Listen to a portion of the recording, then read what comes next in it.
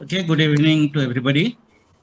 On behalf of Philosophy family, I extend a hearty welcome to all the scholars and teachers of philosophy and other disciplines of our country and abroad to be associated with us on the Sunday webinar. Today, we have a very beautiful topic that is consumerism and Indian traditional values.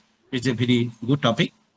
And today, we have invited one of the youngest scholars of our country, Miss Ankita Sharma, who is pursuing a PhD in Punjabi University, Department of Philosophy, Patiala. And previously, Miss Ankita Sharma presented her talk in Philosophy family on the problem of consumerism in the contemporary era. And it was having a very good message for the society. We all enjoyed this topic, which was presented by Miss Ankita.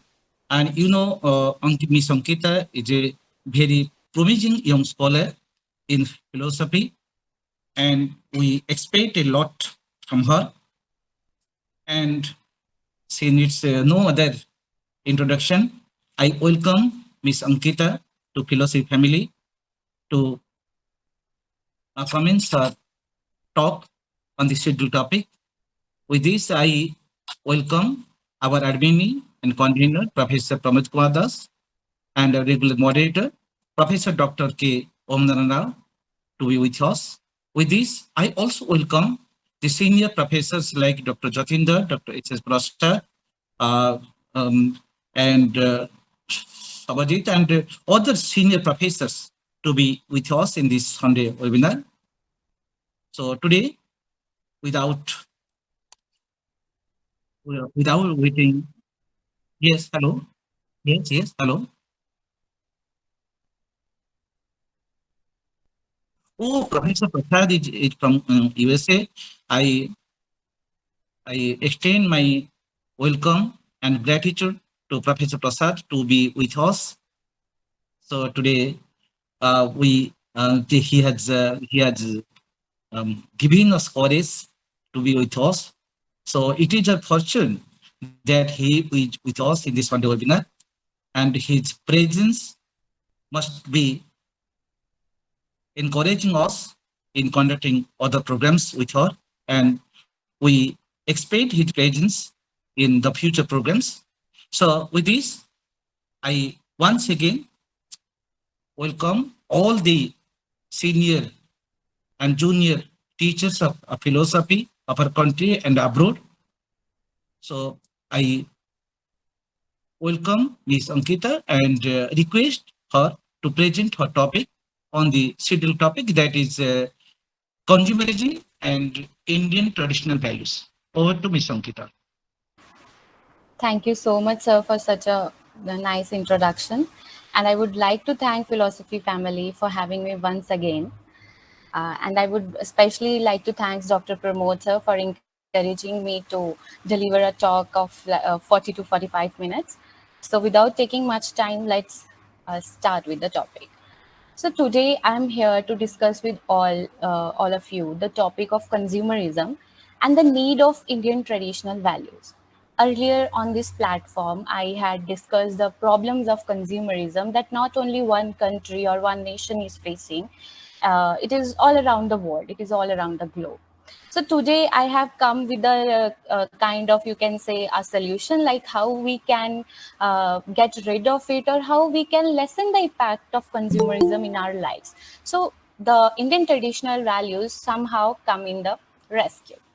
So we all know that with the advent of industrial revolution, when industrial revolution has came, the world has witnessed a drastic change. We have our lives have become so much easier than ever before. Production and consumption has increased tremendously. Initially, it was very good when we are having everything at our doorsteps, when our lives are becoming easier and easier ever before.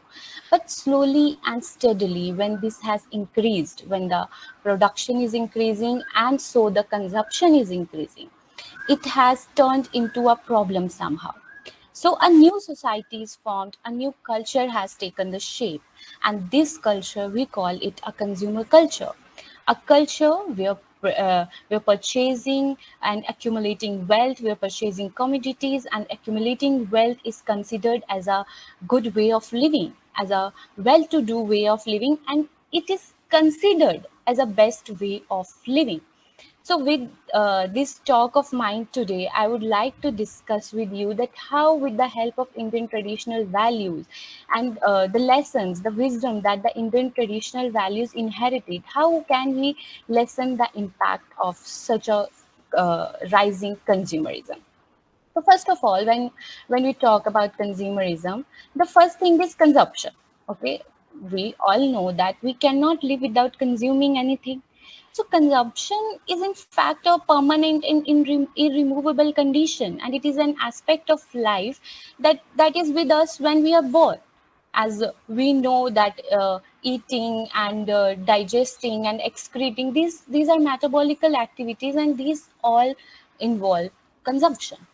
But slowly and steadily, when our needs are getting satisfied, now what to do? We had turned into the industries, and we have started producing so much of the objects unnecessarily sometimes that we don't even need it.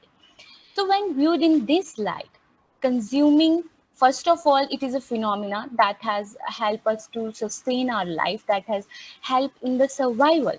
But with time, this consumption, the meaning of this consumption has slightly changed, and it has just not limited to the one aspect, that is the survival.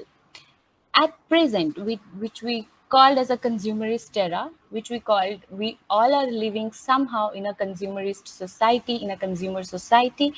At present, this consumption is altering the dynamics, the way we are living in the world. It is today setting the patterns for interhuman relations, and it is determining the aspects of style and social life. Our life from morning to the evening until at night, it is all regulated by the society, not by the society, by the consumer society. And you all will agree with me on this, that what I'm trying to say here, because when our needs have transformed into the desires, so we all know that desires has no end in itself, they will ever increase and increase and increase. So in such a time of rising consumerism, it becomes very essential for us to overcome the effects of consumerism in our daily life. Therefore, the Indian traditional values need our special attention here, because Indian literature and philosophy is not just the texts that we are reading or the world is reading from so many years. It is life related. The practical values inherited in the Upanishads, in the holy scriptures like Ramayana, Mahabharata, and the one and only Bhagavad Gita, the values inherited in these texts are full of social, ethical, economic, and political practices that have guided human life and preserved a better world for everyone. Not today, since ages it has been doing this thing. We all know how the philosophy of Karam Yoga and how the Purusharths has been inculcating the values that the humans are needed to survive in this society. So this paper, we cannot discuss all the values, we cannot discuss each and everything, but some aspects we can surely consider. So with this paper, I would like to discuss the Purusharths. Not, and we need to know it that it's not only in the Hindu text that we find the ethical and social values. Even I would also like to discuss with you today the Buddhist Eightfold Path, where the punch shield and where the shields are very important for human life to be considered. So also the Karam Yoga, the philosophy of Karam Yoga, that if you want to live happy, you cannot escape karma. You are born, you are obliged to do the karma. You cannot escape that. This is the values that we have since centuries, since ages. And also the Upanishads, which are in itself the abode of wisdom. So some stories from the Upanishads that how our ancestors have always looked for the values, always looked for the wisdom, and not looked for the wealth, and not looked for the material objects that we are today clinging on it. So first of all, I would like to talk about the Purusharths. We all know what are Purusharths. These are the general life goals that an individual is expected to accomplish over their lifetime, mainly four in number: earth, Kam, Dharam, and Moksha. Earth, we all know, is wealth or power. Kam is the sensual pleasure. Dharma, righteousness or religious duties sometimes. And Moksha is the liberation. So these four are the important goals that we all should aim at as an individual. Okay, we see that earth here, which is the very first goal that a person should aim at, is given in our Indian text. We cannot say that okay, Indian texts do not give any importance to the wealth. You should leave everything and you should go to the forest for your life. You should not do earth. No, earth is the first thing that has been described in our Indian text. I had talked about this with Dr. Pramod sir also, and he told me artha is that which is meaningful. We also say that artha is wealth and power, but artha is that which is meaningful, which give meanings to you, which gives meaning to your life. But today the problem here is that in the consumer society, which issue I am talking about, is the artha is the only goal that we are stick to. We don't see the dharma, we don't see the moksha, but we are only on the earth. Accumulating objects has become the top priority in the contemporary world because the equilibrium between the wealth and the life has deteriorated. It has extinct. We accumulating wealth and living a life is are seen as synonyms here. So, in order to achieve a balance between money and life, it is necessary to re-evaluate, indeed, the values of the Purushas. In a time when capitalism is devouring the world with the force of the money, the wisdom of Purusharth is crucial. A French philosopher, Jean Baudrillard, claims that capitalism is developing so rapidly that it has transformed the world into an unstoppable production and consumption machine. The world is nothing else now. It is just a production and consumption machine, and it is in the hands of the capitalist. The only one who are getting benefit from this are the big capitalists. So, in the Hindu ethical values, artha should not be the only aim of the individual. It is necessary. It is the first goal that is addressed in the Indian ethics, and it should be aimed by the individual, but not as an end in itself. Artha, which alludes to wealth, to property, and health, is one such objective that must be accomplished by any of the householder. Because if you don't have any wealth, you cannot live. You cannot perform the next three goals. You cannot achieve the next three goals. You don't have money. You don't achieve calm. You don't achieve. You don't do. You can't do any kind of dharma. So without that, it is impossible to acquire any further aims. As also, a destitute cannot desire moksha, since their first and last objective is to get money in order to have meals. This implies that wealth is not prohibited for in the Indian ethical ideals, but there is a limit to obtaining wealth just for the purpose. Just for the purpose of a better life. Okay? So, with this comes the calm, the sensual pleasure. This is also necessary. You cannot avoid it. But I will focus my topic on the earth only because this is how we are targeting the consumer values. And Artha should be performed in it is in the Indian text. It is written that Artha should be performed according to the dharma.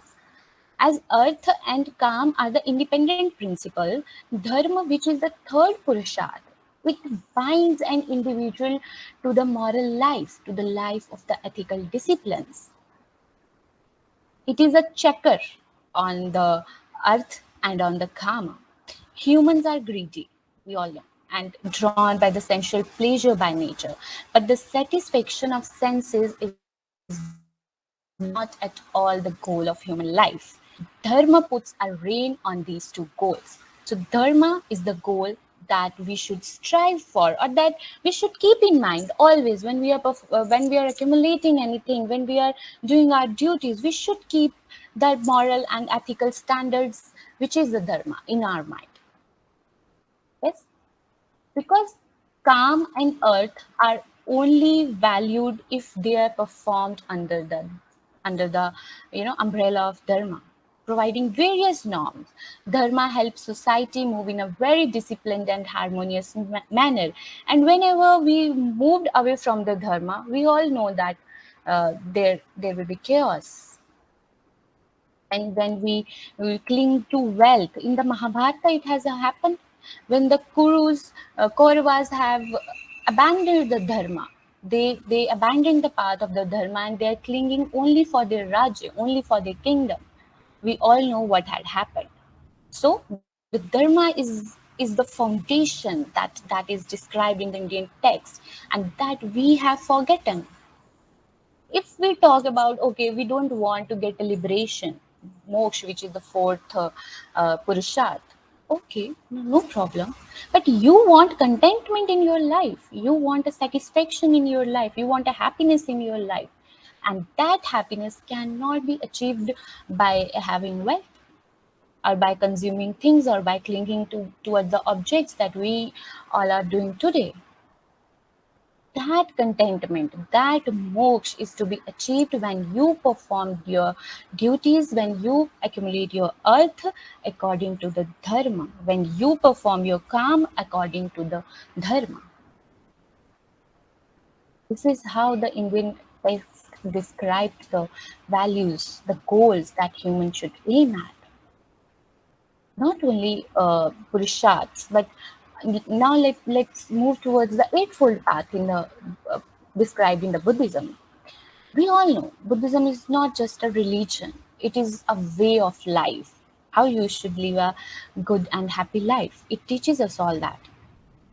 According to Buddha, he says that there are mainly three fundamental causes of suffering. These are greed, lobh, aversion, dosh, and delusion, moh. Lobh, dosh, and moh. Greed is that selfish desire that move us towards the material things, where our desires are endlessly increasing for the prestige, for the power, for the status. This is greed. Dosh, where we have a negation, where we have a violence, where we are becoming so fury about the things. And moho is the evil side of the mind, which always in our heads to divert our energies to the negative sides.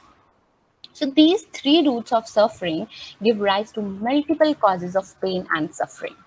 And in a consumer society, we can easily observe that these three roots occupy an important place. Why we are purchasing things? Because we want a good status, because we have a greed, because we have a moho of all these things. But Buddha says, stop. We have some other paths which can rise you from these sufferings. You can easily get rid of these sufferings by following this path. So, out of eightfold paths, the first six are very essential for a human being to live ethical life. If not, if we don't want to attain salvation, if we don't want to attain nirvana, it's okay. You can live, you have to live a good life in here, because it is not just for you, it is for the society that you are here. You say, okay, I don't want to live good life. Okay, but if you are doing any action wrong, it will impact the society as a whole. So you have to. So Buddha describes some of his eightfold path that let's discuss. The first is the right view. Right view is the first and the foremost path. It guides us to the entire path. Like, for example, we have to start anything, or we have to do any job, or we have to do any new work. The first and the foremost thing is the right view. We need to be focused, like what we want to do. We don't keep scattered here and there, or we don't like to wander here and there. We need to be focused, and our view must be right, like what we want to do. Okay? And after right view, we must have the right intention or the right thought. Right intention means using your mind, or using our mind in the way one need in order to reach another goals. You are starting anything, your view is right. Now your intention must be right. Your intention should not be on killing someone. Your intention should not be on harming someone. Buddha describes three kind of intentions that you must keep in mind when you are performing anything or you're performing any duty. The intention to give up, the intention to be kind, and the intention to be harmlessness. You cannot harm, you cannot have evil intentions, you cannot have negative intentions. The goodwill is the only thing that you should have in your mind while performing your duties, while performing your day-to-day duties indeed.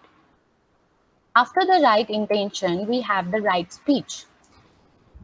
Right speech is very much important for this issue that we are talking about today. It maintains that when one should never speak lie, and one should always speak truth. It refrains a person from lying, from backbiting, from tricking, and from harsh words and idle chatter. But in a consumer society, if we take a moment to analyze it, that tricking is the key to success.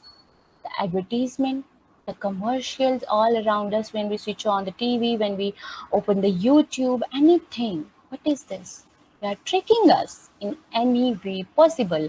When we are on the roads, we saw the billboards depicting so many things which are just to trick us.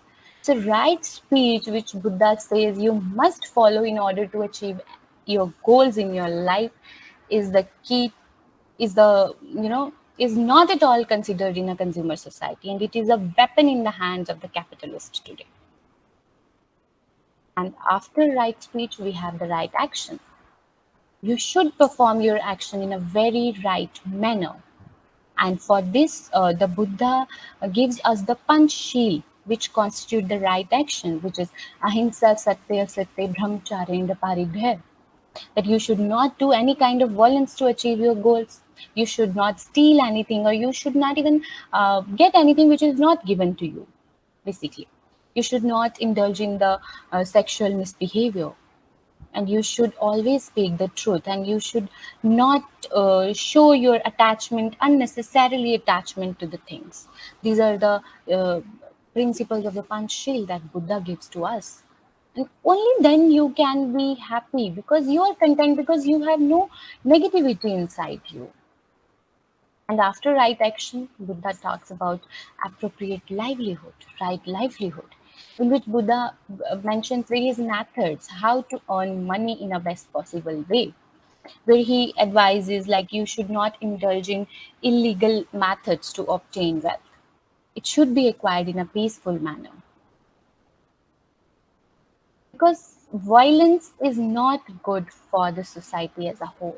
There are 5 different types of living that Buddha mentions, and he forbids these 5 types of living, like sale of weapons, the commerce in living things, the manufacturing and butchery of meat, and trade in poison, and trade in intoxicants and drugs. We all know what is happening around us today. Various things, the food that we are giving to us, the cosmetic industry that is expanding worldwide. What is all this about? Not only we should consider that it is coming to us and it is damaging our lives and it is affecting our lives. It is affecting those who are working in industries for so many long hours. The garment industry, we all know the workers in the garment industry has to go through so many exploitations, so many, their wages are low, their working conditions are not good, just for the big capitalist and just for our unnecessary desires. So these These out of the eightfold path, these paths should considered for by all of us to live a healthy and happy life, not for us, for everyone out there. After this, let's move to the Karma Yoga. Man's fundamental nature includes action and karma. We cannot avoid it. Yes, a human cannot avoid action. Once they are born, every activity, whether it's speaking, moving, eating, excreting, everything is an action. And we all know that sometimes those who think that let's do good for the society, let's leave the home and move to the forest, let's live an ascetic life. But you cannot even avoid action at there. Okay. Let in the Bhagavad Gita, when Lord Krishna and Arjun having a conversation, and in the third chapter, which is the Karma Yoga, Krishna laid emphasis on the action in your life. And he clearly says to Arjuna, Nahi kaschit kshanamapi jatu tishthatya karmakrat karyate he avasha karma sarvaha prakriti jair gunehi. It is impossible for a human to perform no action at all, even for a shorter period of time. Everyone is made to act helplessly due to the modalities that were created by nature. Prakriti jair gunehi. Because Prakriti has given you these things. You cannot avoid what Prakriti is, taking from you, what Prakriti calls for you. Not only this, not only you have to perform action, Krishna also says that those people who engage in the fulfillment of their sensual cravings and mental pleasures, those are the lost souls. And in contrast, those who restrain their senses and with the aid of their minds, they carry out the activity without any attachment are the ones who succeed in life. He says, Yasvindriyani manas niyamyar bhater Arjuna, karmindriye karma yoga masat savisheshyate. That if you perform your action with the attachment, with the clinging towards your senses, you are a lost soul. But if you perform your actions without clinging to your senses in an unattached manner, you are supreme, you are Visheshate. Only those souls are supreme who perform their action in an unattached manner. And then I'm talking about the actions are performed in an attached manner and how it is affecting the society or how it is affecting the world. We have the biggest example in the history of mankind, colonialization. Why it has happened? Because of the attached behavior, because of the attachment of the of the rich countries to explore the third world countries, which they call, or oppose those countries which are not capable of doing their own day-to-day activities or like that. Countries like Britain, France, and Portugal, they developed their colonies in nearly all the regions in Asia and Africa, and they looted, they enslaved, they killed the people out there, and we all know that they have taken so much of natural resources from the lands. And Karl Marx has argued that the majority of the wealth is still held by the capitalists who retain the majority of production's profit for themselves even today. Having wealth is not at all a bad thing, but taking advantage of others and keeping all of it for oneself is immoral. So we need to keep in mind that Krishna asked us to do good for the society because he asked Arjuna, you should perform your actions because the society needs it. If you cannot do it, then everyone has to face their repercussions. So he says any action which is performed for the good of the society, for the maintenance and strengthening of the social order, that action is the good. We all know that he has given us the path of the Lok Sangraha. We should perform only those actions which are good for the society and not else. Let's move to the Upanishads now. We know the Upanishads talk about the Brahm, they talk about the soul, they talk about the salvation. But what for us who don't, if we don't, again, once again, I would like to say that what if we don't want to attain salvation? But the Upanishad has the wisdom for everyone. It is like a well, whatever you can, you know, extract from it, you can take that. So I would like to share two stories with you today. One is the story of the Nachiket, and second is the story of Yajnavalkya's wife Maitri. The story of Nachiketa finds its mention in the Katha Upanishad. When his father was offering various gifts for a religious sacrifice, Nachiketa came closer to his father, and he asked, like, who would you offer me to? So his father says, I will offer you to the god of death, Yama. Nachiketa obeyed his father's order and arrived at the gates of Yama. After meeting Nachiketa, Yama insisted that you should ask me three boons for because I'm happy, because Nachiket has to wait for 3 days in order to meet Yama. So one of the boons that Nachiketa asked is to impart me with the knowledge of the death. What is death and what is all about? But Yama, on seeing the age of the Nachiketa, he was not ready to give him the knowledge about death.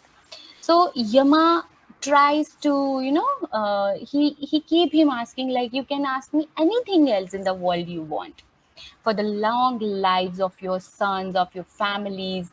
You can ask me numerous cattle, because cattle were so important at that time. You can ask me horses, elephants, gold, or any piece of land where you can live forever and you can rule forever. Ask me anything in the world you need it, like any kind of material wealth. But Nachiketa, he was so, stable about his thought. He was not attracted by such things. And he tells Yam that all these worldly pleasures are momentary. Even the longest life is short with all of these things. And I have no need of any of this. I came to you, you must impart me with the knowledge that I am asking for. And on seeing such a spirit of a very young boy, Yama describes him the reality, what he wants to know. Another story of Jaishnavalkya and his wife Maitri merits our discussion here. In the Brihadaranyaka Upanishad, when Rishi Yajnavalkya was leaving for the sannyas ashram, he asked his two wives, Katyani and Maitri, to select their respective shares. Being the wisest, Maitri was not satisfied with sage material wealth, and she questioned him on whether we can I can find happiness through the property that you are giving me, or whether the riches are enough for make me to feel comfortable and happy. She questioned whether this money might provide us with immortality, or whether it would simply make us perpetually happy and completely satisfied. She asked, can I be the happiest person even if I own this entire planet and have all the wealth in the world in my hands? No, this is not conceivable. Yajnavalkya responds that money can provide you comfort, but it cannot guarantee pure happiness. Because to know yourself, to understand what you are, is the biggest achievement a human should have. Yajan recognized his wife's determination, and he blessed her with the knowledge of self. He blessed him with that wisdom. These two narratives from the Upanishads explicitly explains that material succession is not the goal and that happiness cannot be found there. Everything is in a person's thought. Even the concept of wealth, it is in our thoughts. Upon the death of one landowner, another will take over the ownership. We all know the stories of rajas, kings. One passes away and another take the throne. But they all will not succeed in having any kind of happiness. But having to know yourself, know yourself, to know what you are and what you need to live is the thing that we all should aim at. And that is what the values that these Indian texts, that these Indian idols are teaching all of us. So to conclude, like I have talked about the Purushats, I have talked about the Eightfold Paths in the Buddhist thought, and I talked about the Karam Yoga, and I talked about the Upanishad stories, because life today is manipulated by the never ending desires of the man. This is the main purpose of mine, because we are so much towards the objects, we are so much towards the materiality. Maybe you people are not, because you reached a certain age, but when I see the people of my age, I clearly see it, that we all are like, we want this, we want that, we want that, and it is never ending it anywhere. Here is a story that I would like to share with you once, one more, which is of Swami Vivekananda and the American businessman, which is who is John D. Rockefeller. When Swami Vivekananda was in America, Rockefeller came visit Swami Vivekananda. He meet him, but Swamiji was busy in doing some of his work, and he didn't look even to the Rockefeller. So Rockefeller felt very, embarrassed that I'm such a rich man, and why he's not even considering me. After some time, Swamiji spoke to Rockefeller, and he revealed the details of his past, the very stories of his past that were only known to Rockefeller. Swamiji told him that the wealth, because he was a very he was a very rich businessman. So Swamiji told that all the wealth that you had accumulated is not yours; it belongs to the world. God has given you the wealth so you can do any good for the society. It is not for your accumulation. Don't take pride in it. Not at all. Rockefeller felt so embarrassed, and he left his place. A few days later, he came, and he just threw a paper on the Swamiji's desk and asked, "Okay, look, you want this? I'm doing this." And Swamiji looked it, and okay, it was the announcement that he's spending the numerous amount of his money for the social well-being. Swamiji asked, "This is not what I wanted. This is what God wanted. This is what the society needed. If you have wealth, go and help others." And it is said that that was the first ever step of Rockefeller, that was the first ever donation that the Rockefeller has donated for the individual welfare, for the public welfare. Such are the values that the Indian idols have, such as the impact of the Indian philosophers on the world. These are the greatness of the Indian principles. The traditional Indian value system treated wealth only as a means to live life, not as an end. And when the wealth is treated as an end, how can it give us happiness? Not at all. Never. Health is just a first step towards well-being of oneself and towards all of us. We should keep in mind that okay, we have to keep a balance between all the things that are happening around, between the world, between the society, between our mental peace. Otherwise, we all know that today we are suffering with so much of stress. We have so many things keeping in our mind, rushing in our mind, because we don't know, we don't have a right view which Buddha is talking about. How can we achieve the others? We don't have the right view first in the first instance.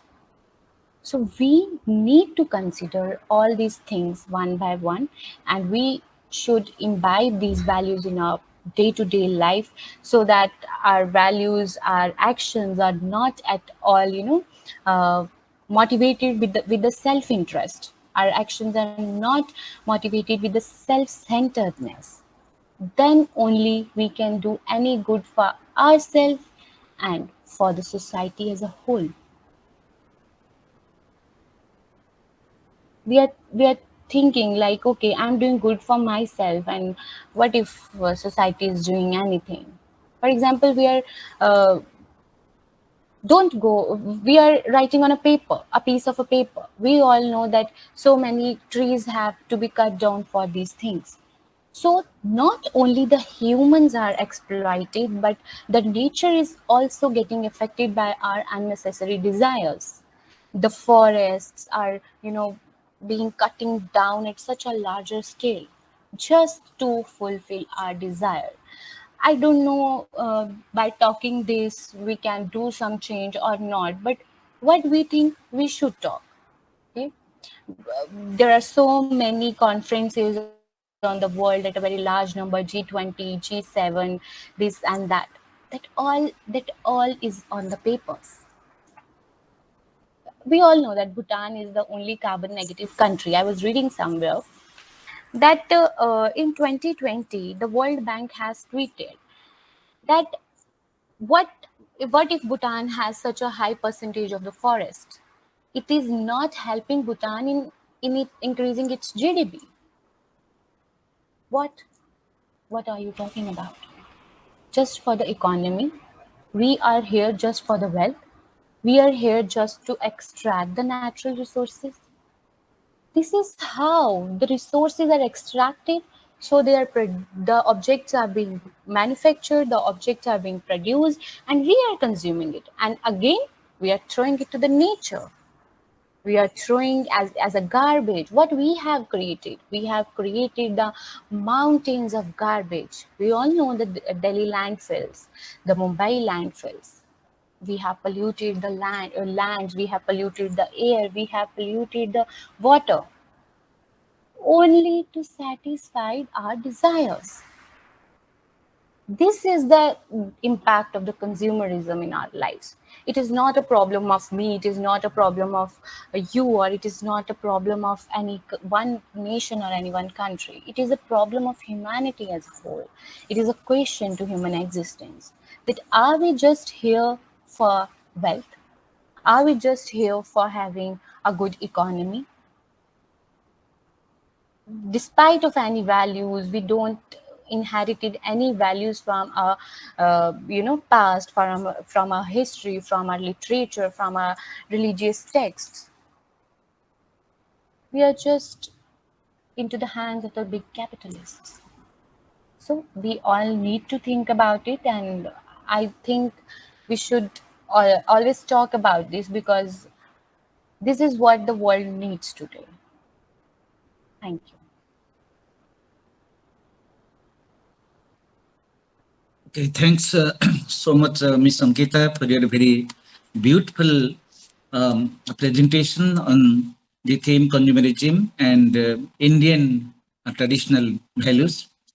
Your way of presentation has pleased us, and you have very clearly said how production and consumption are necessarily related in the era of globalization. And coming to the Indian traditional values, you have excellently reflected on the eternal and Indian values in different religious texts, scriptures like Buddhism, Bhagavad Gita, Upanishad, and on the philosophy and others. You have said that how consumption pattern of India is being affected due to the liberation of economic policies. And you said how we can't avoid consumerism, but the material prosperity, material objects, and material happiness are not just everything.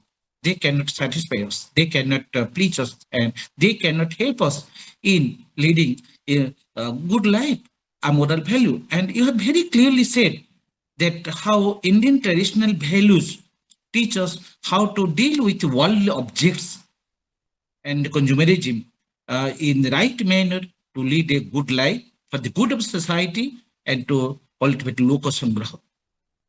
Thanks so much, Ms. Ankita, for your very excellent presentation today on the very uh, contemporary issue, fundamental issue.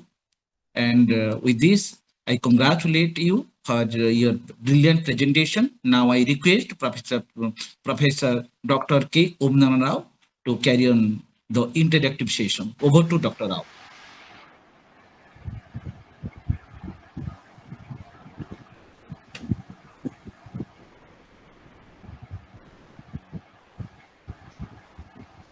Network issue anyway. Am I audible at least? Am I audible? Yes, sir. Yeah, Well audible, and but loud, sir. audible, but Namaskar, something namaskar is. everybody. Yes, anyway. Anyway, well, we have with us Professor H.S. Prasad sir. He is my teacher. May I welcome Professor H.S. Prasad sir to have his observations, his suggestions, and his comments, and also the questions. Over to Professor H.S. Prasad sir. Professor Prasad.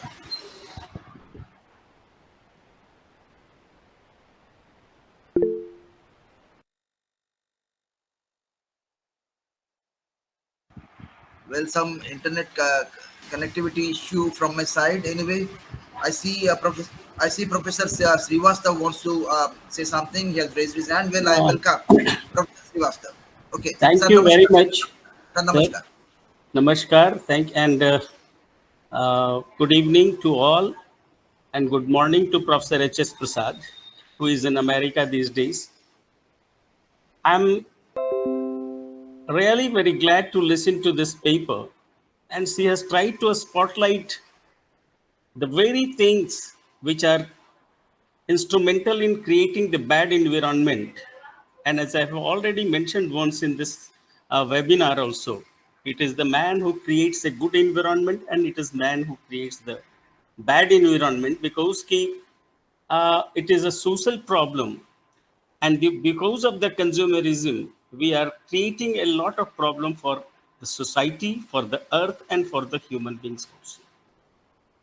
And this question was raised twice. One, there was a Yaksha who happened to meet Yudhishthira because he was thirsty and his younger brothers had been to fetch water for him. And when they couldn't come there, then Yudhishthira approached the tank, the pond. And what happened thereafter is that Yaksha said, "You will have to answer some questions of mine." And Yaksha says, Kim Ashcharyam, what is the wonder of this world?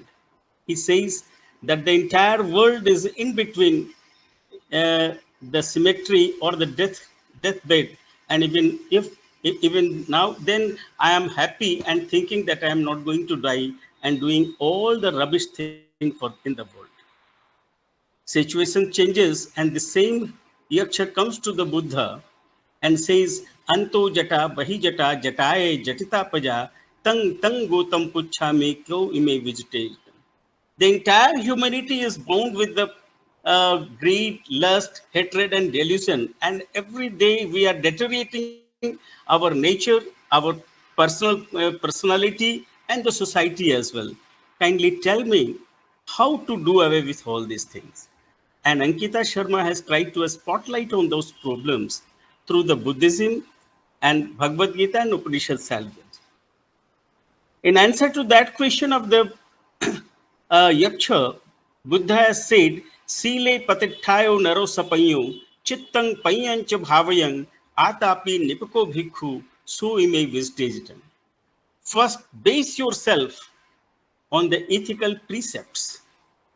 And unless and until your entire work is guided through the ethical principles, you are not going to do anything good for the society and yourself as well. Ankita Sharma has already narrated the yam and niyam and all these things, whether it is in Gita or in the in the Indian tradition. But one thing I would like to say, if I utilize the nature, if I do something to make ourselves and the society happy, we must utilize the nature like a honey. In Dhammapada it is said यथापि भ्रमरोपफं वंडगंधं अहेठयं पलेति रसमादाय एवं गामे मुनिचरे.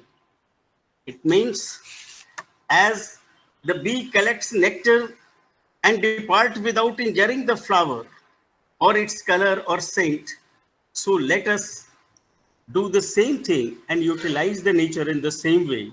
And this can only be done when we follow the ethical disciplines, the rules, and that's why Dhamma said to be the forerunner, Dhamma, then Artha, then Kama, and the Moksha, because you will have to earn the Artha in the protection of the Dharma, in the guidelines of the Dharma.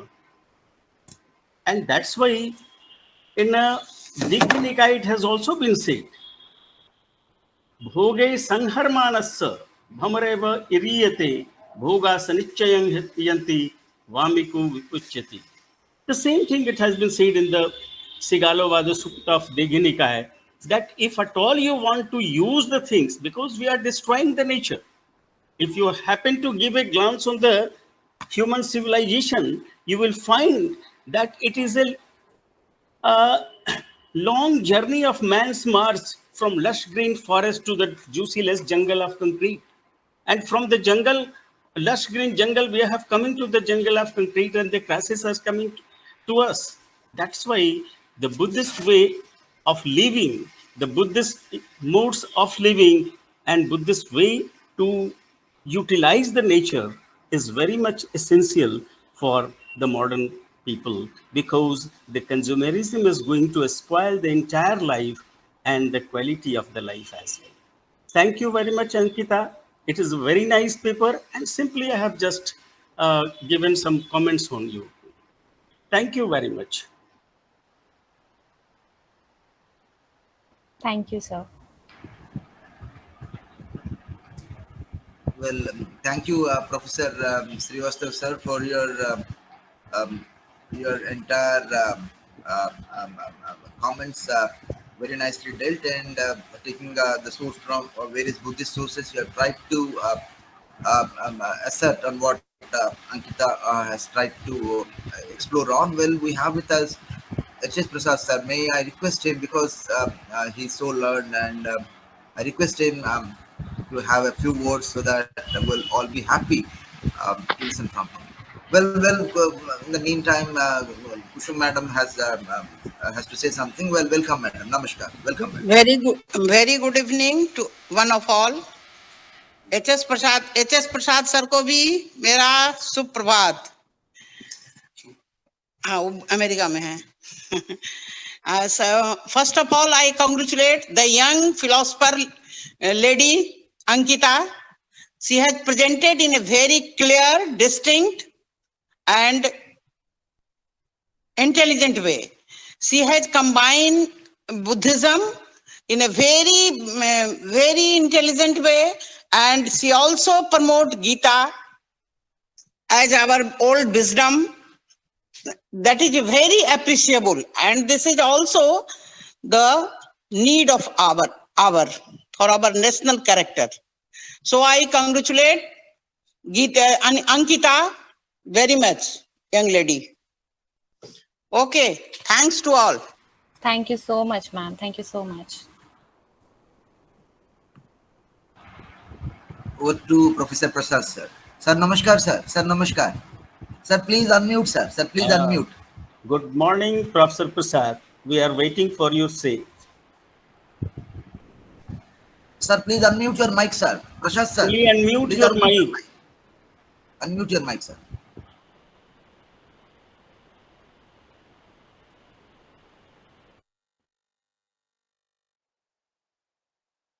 Now it is okay. So far as Buddhism is concerned, that consumerism shows the one end, the extreme end. And so far as values are concerned, maybe that it goes to on the other side, it is the material values. So consumerism and material values go together. And everybody knows that Buddha invented, or you invented a principle, and that is the middle path. Buddha is not denying that consumerism is bad, but it is bad only when it is craving, extremely craving, and it's not the need based, rather the craving. And on the other side is that material values, that is also should be under control. So I think middle path has to be explored or developed in each situation. This is the only thing I had to make a point. And so far as traditional values are concerned, they are there. Values, all sorts of values, you can say spiritual values or knowledge values, and material values. And so far the Western world is concerned, you know that the modernity and post-modernity and materialism and exploitation of the nature and consumerism, all sorts of things. So the exploitation of the earth is a very dangerous thing so far as consumerism is concerned. Consumerism has destabilized the ecology. So all these things are very important to discuss. But anyway, I liked this presentation, and of course, a PhD scholar has presented, and very well, she has presented her idea. So, my congratulations, I can say that. My best wishes.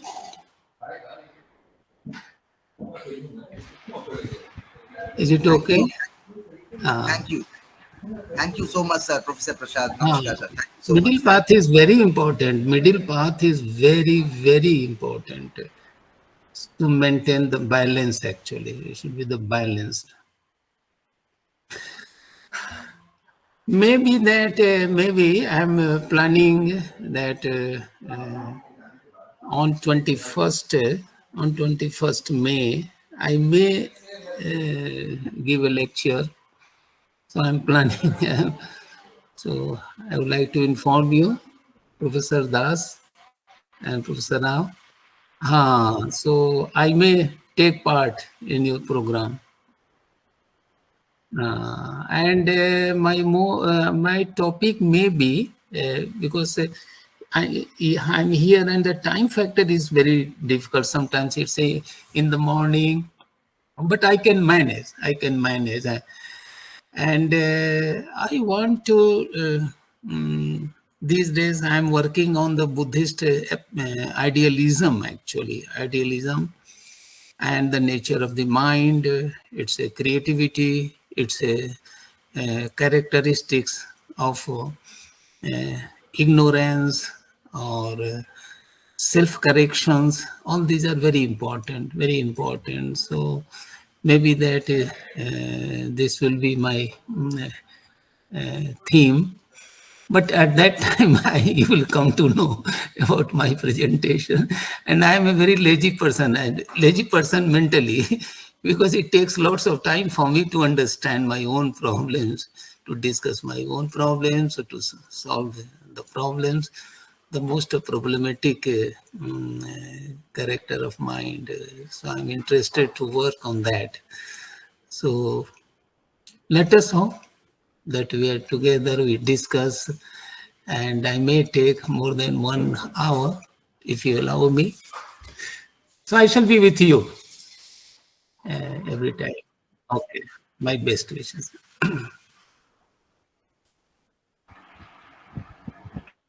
Thank you. Thank you so much, sir, for agreeing to deliver a lecture in this platform. Very thank you so much.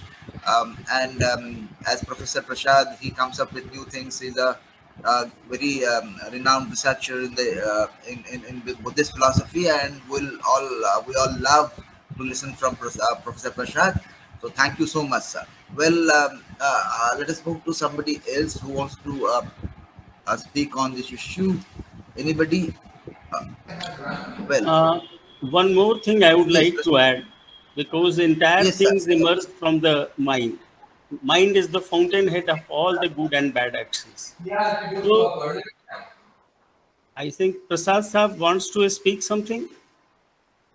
Anyway, so Buddha and in the Dhammapada very categorically say, Manu Pubbangama Dhamma Manu Sektha Manomaya Mansache Pasandena Bhasati Va Karoti Va Tato Va Dukha Sukha Manaveti Chayavan Payani. So what happens if we control the mind, and for controlling the mind, Ankita Sharma has already said, we have to undergo the moral trainings, yam, niyam, and all these things. And Buddhism also says, Panatipat Vermani, Adinna Dana Vermani, Kamesu Michachar Vermani. So if you follow all these moral precepts and understand the concepts, I think we shall be able to differentiate between our need and greed. And every day we will have to continue the work, but for that, in Indian tradition we have seen that first comes dharma, then artha, then kama, and then moksha. It means the earth has to be earned in the light of the dharma, the precepts and concepts of the moral precepts and concepts. So it is a very nice lecture, and unless and until we control the mind in a proper way, we cannot be get rid of this consumerism, because Gandhiji has also said that the nature has sufficient to serve to meet our needs, but not our greeds. And for that, one should control our greeds. And unless and until we do so, unless and until we control our mind, because the mind is the mana eva manusyanang karanang bandhan moksha, so we will have to control it through the moral precepts, through the meditational precepts, and Professor H.S. Prasad is going to deliver, I think, a very nice lecture on this human psychology, and that will help us understand the things in a proper perspective. Thank you very much, Ankita, for your nice deliberation. Thank you once again to all.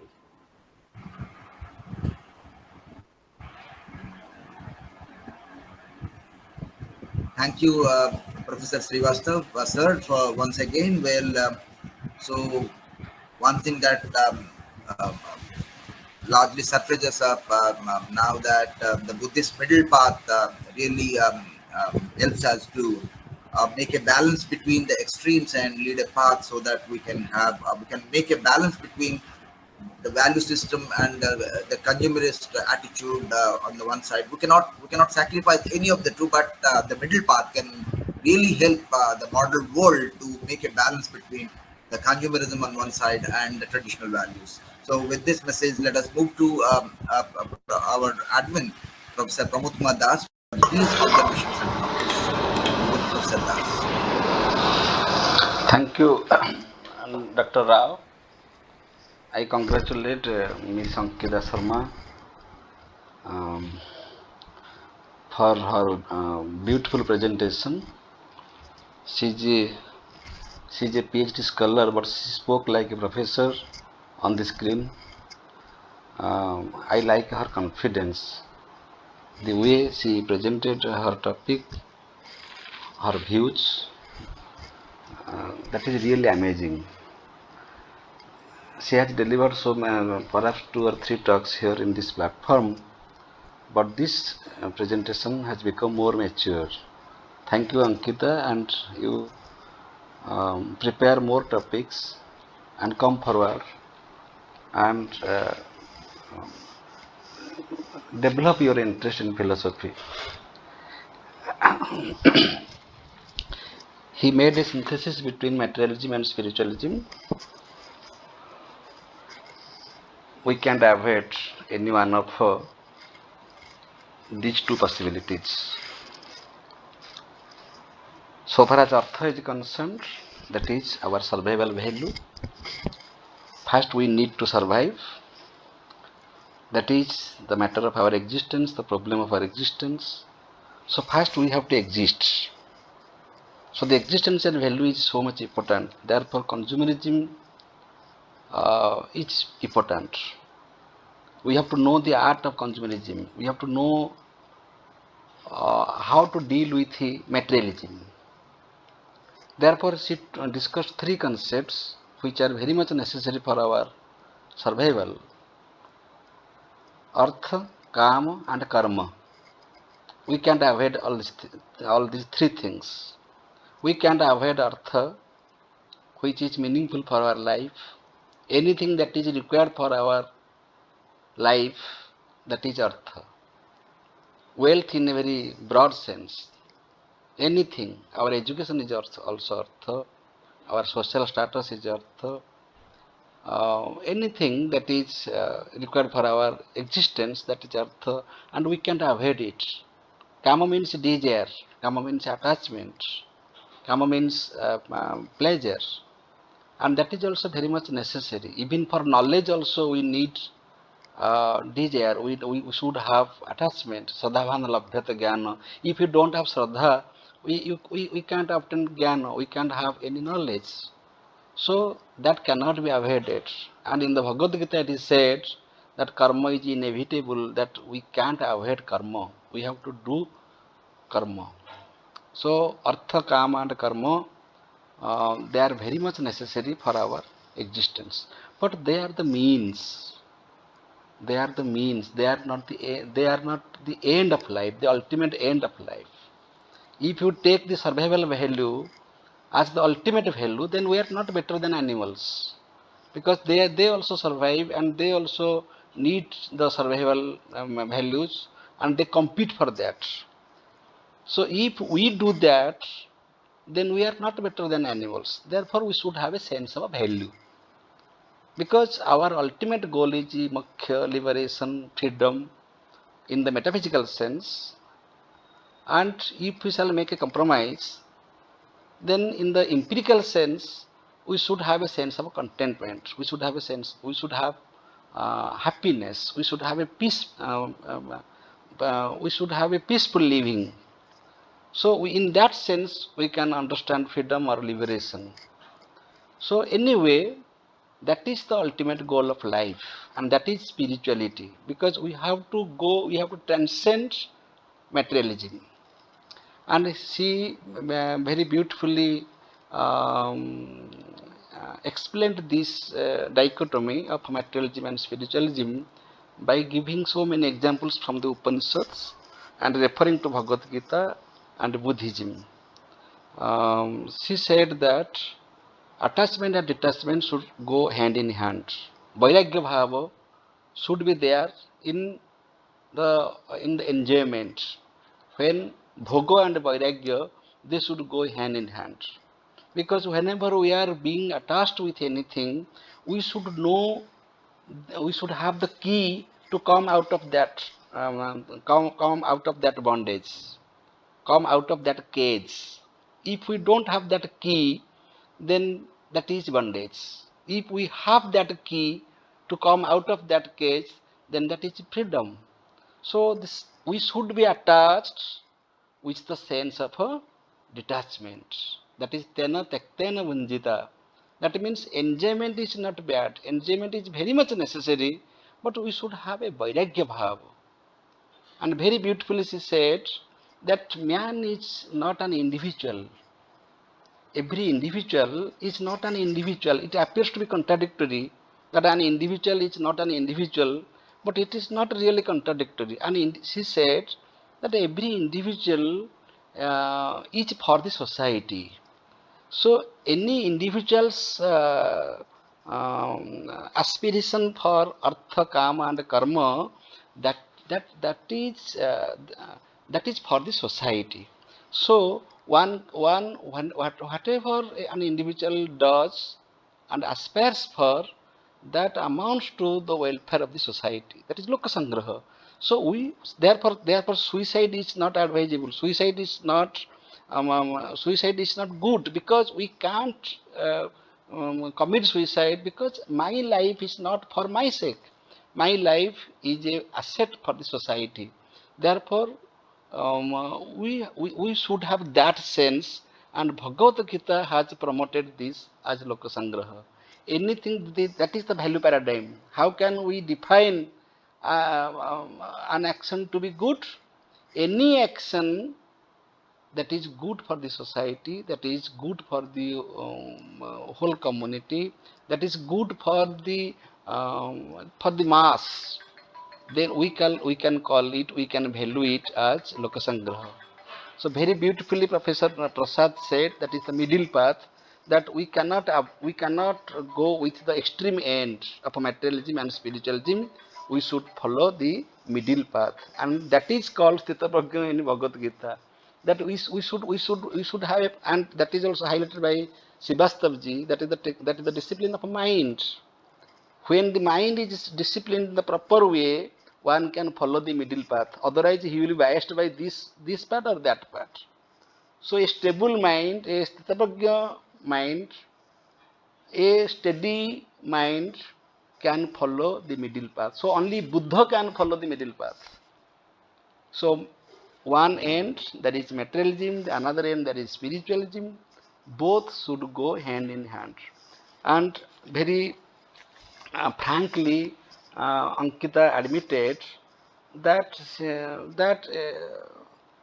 she belongs to the belongs to the young generation, and she admitted that especially the young generation is running after consumerism in the material sense.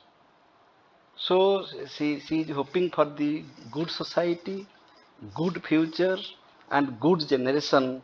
So even the young mass will have a very groomed mind and very good culture, consumer culture. She said, and that should be groomed with the sense of a value, and she is addressing to the young mass to be like that. So it is very inspiring. It is it's very good. I really appreciate it. Thank you, Ankita, and thank you all.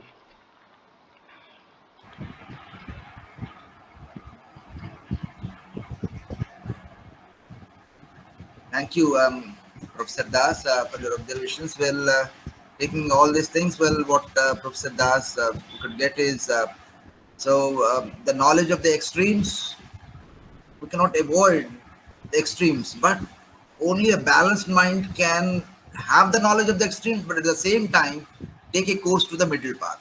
So the middle path is not that easy. It requires a complete balance in the mind, and that balance, okay, that's so important in this modern world, and this is how the Indian traditional system can guide us to how to, you see, as Professor Das could clearly mention that artha is required, so it has a survival value. The existence is so important. So, so the materialistic culture on one hand and the traditional values, both are essential, but a balanced mind, after all, is the vital key which can really guide us to be on the middle path, and that is not that easy, and that requires a lot of application on the part of an individual, so that the individual becomes not an individual, but it becomes a human being for the human society. Thank you very much, Professor Das, for your observation, and let us see if anybody else wants to have a point to make. Let me wait for half a minute. Well, I don't think anybody is interested. Well, okay, anybody? Okay, anyway, so let's move to Dr. Kailas Mahana sir for his observations and proposing a vote of thanks. Sir, yes.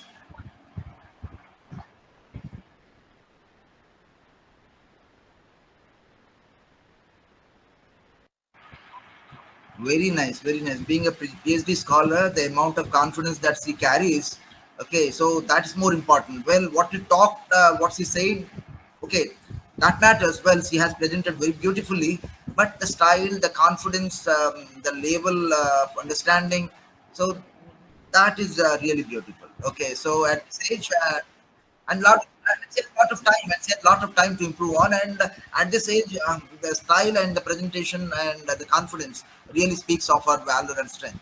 Okay, thank you.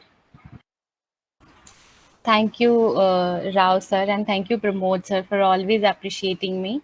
And here, Dr. Chitinder sir is here, who is my guide for the PhD, and he is responsible for such a free and independent thinking that I am, having. So I would also like to thank in your platform, Dr. Jatinder Kumar sir. Thanks to the philosophy family. Okay, Thank you. okay. Well, See, Dr. Dr. Jatin, well, Dr. Huh. Jatinder sir is here. Hmm, Sir, hmm, we have hmm. not seen you, sir. At least, please, Hmm, please, put on your hmm, hmm. video, put on your video, and please few likes, sir. Thank you, sir. Hmm. Please, please, Dr. Jatinder, please, sir. Good Okay, sir. evening, everybody. Congratulations, Ankita, for a very nice presentation, a very confident one. And it is always, it is always pleasure to see your son or your students coming forward and performing so well, so well. So nobody is more happier than I am today. Well, thank you, sir. It was a moment of pride for me also. So thanks a lot. And thank you, everybody. Thank you so much, sir. Well, Professor Srivastava wants to say something. I, Welcome, I, sir. I I just would like to put one more thing. Right now, I'm passing through a difficult phase of life. I have been diagnosed with leukemia. I'm undergoing treatment for that. And during those moments, hearing such lectures and such comments is really, this is something, a very nice present that a student can give to his or her guide. Thank you. Yeah. Thank you. Thank you. Thank you so much, sir. Thank you so much, Dr. Jatinder. Well, we saw the guide of Ankita. He's a good man, and so as Ankita even pointed out that the guide has given a free hand to work on her topic. So that speaks of Dr. Jatinder, sir. Thank you so much, sir. Well, Professor Srivastava wanted to say something. He was raising his hand. Professor Srivastava, No, no, want to say I something? didn't want to say anything because everything has been discussed in minute detail. There is nothing to be added more. The only thing Professor Das has already narrated that entire thing has to a man of sthit pragya, he can do all these things. Dukeshuna dugunmana sukesu vigataspriha. So these things are the middle path. And it has already been said कि वीणा के तार को इतना मत खींचो कि तार ही टूट जाए और इतना ढीला मत छोड़ो कि आवाज ही नहीं निकले. It is a very old thing and since we are in this world we will have to do all these things. So whatever you have to do, Gita categorically says, Niyatang kuru karmatva karma jayato hikarmana sarir yatra picha te na prasiddhe karmana. So in order to continue this life, you will have to do the work, you will have to use the things. But as I have already said, that you be balanced in between and your mind must be some, an sthit pragya, so that you are not going to be fascinated and do something more to quench your greeds. And second thing, you should not allow yourself not to meet your needs. So you will have to keep balance in between. And in Gita, in Upanishads, and in Buddhism, everywhere the same thing has been said. For that, you will have to control your mind, as I told you, and this mental control can be had by following the ethical precepts and understanding the ethical concepts. As it has been already said by the Buddha, Sile patithayo narosapayo. So that person who is intelligent, he must do the ethical works based on the ethics, and then you are not going to be deviate from your proper path, and you are not going to disturb the nature, because this acute consumerism is spoiling the entire thing, and we are indulged in consumerism because of our mind इंद्रियाणां हि चरन्ता यन्मनोनु विधीयते तदस्य हरन्ति प्रज्ञान वायुर्नवैवं विसि. This, when I see the lucrative things in the world, my mind runs after that. And then he says, Gita again says, ध्यायतो विषयान पुंस संगस्ते सुपजायते संगात संजायते काम कामात् क्रोधा भिजायते क्रोधात् भक्ति सम्मोहा सम्मोहात् स्मृति विभ्रम स्मृति भ्रंशात् बुद्धि नाशात् प्रणश्यति. So man, if continues to run his indriyas towards the things to be acquired, to be quenched, then what will happen? The entire personality is periled, and that's why one must have control of our mind. Man eva manusyanam karanam bandhan moksha. It can destroy you, it can lead to you the liberation as well. And in the modern consumeristic terminology, we can say we can live a balanced life if we take into consideration our needs, not our greeds, because greeds are the thing that motivates us to destroy the entire nature, including our mental peace. So, thank you very much, Ankita, once again for your brilliant presentation, and thanks to his guide, Dr. Jitendraji. I am thankful to you all for providing me the time to speak here. Thank you, and thank you. Thank you so much, sir. Professor Srivastav, thank you so much. Thank you so much for adding then and again summarizing the entire talk. Thank you so much. Now let's move to Professor Dr. Kailas Mahana for his views and proposing a vote of thanks. Thank- Thanks so much, Dr. Rao. So today we were enjoying the talk of Ms. Ankita and the observations of all the learned scholars those have joined today's webinar.